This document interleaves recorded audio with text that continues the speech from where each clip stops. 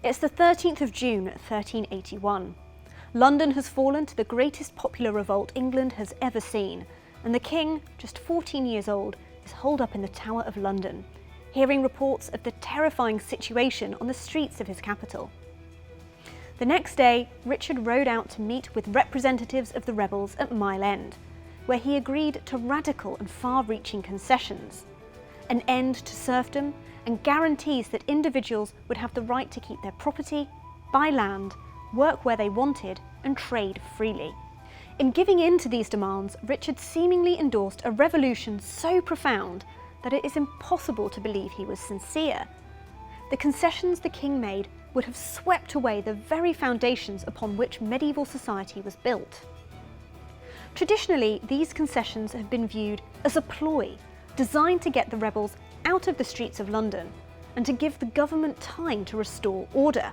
Any promises the king made, Richard's council later argued, had been extorted under duress and were not legally binding. The popular view of the king's stance has been shaped by chroniclers' accounts. Thomas Walsingham reported the king as saying, "You will remain in bondage, not as before, but incomparably harsher. For as long as we live, we will strive with mind, strength and goods to suppress you, so that the rigour of your servitude will be an example to posterity." However, as the historian Juliet Barker has shown, there is evidence to suggest that the king may have been sincere about abolishing serfdom.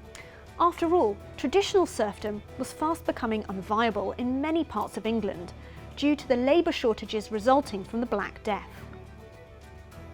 Firstly, if Richard did not support the rebels' cause, an obvious time to withdraw his concessions would have been the following day, Saturday the 15th of June.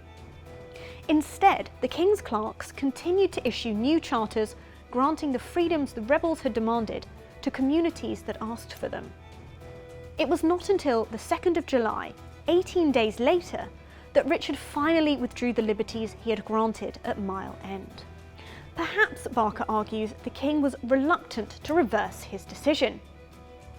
Richard, we must remember, had inherited the throne aged just 10 years old, and the first 4 years of his reign had been marked by a power struggle between his councillors and his overbearing uncle, John of Gaunt. At Mile End, he had his first opportunity to talk directly with his subjects and hear their complaints. In granting them their liberties, Richard acted solely on his own royal authority.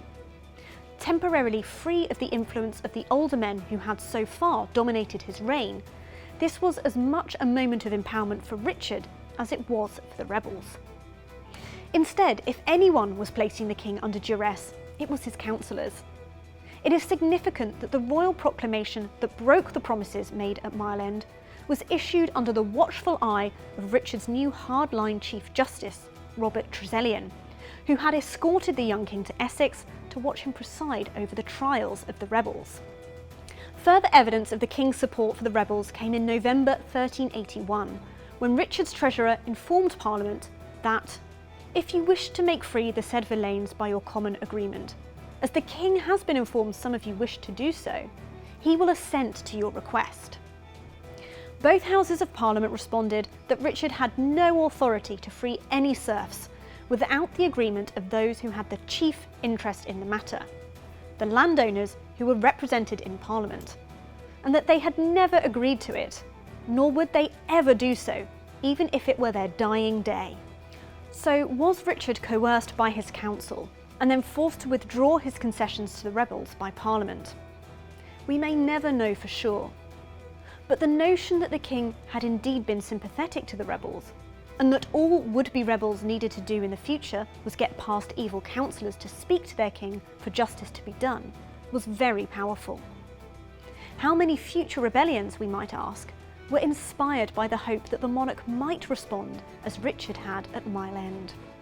Certainly, years after his death, Richard's name became a rallying cry for opponents of both Henry IV and Henry V. It was yet another legacy of the unlikely, but perhaps not inconceivable, bond between the boy king and the rebels of 1381.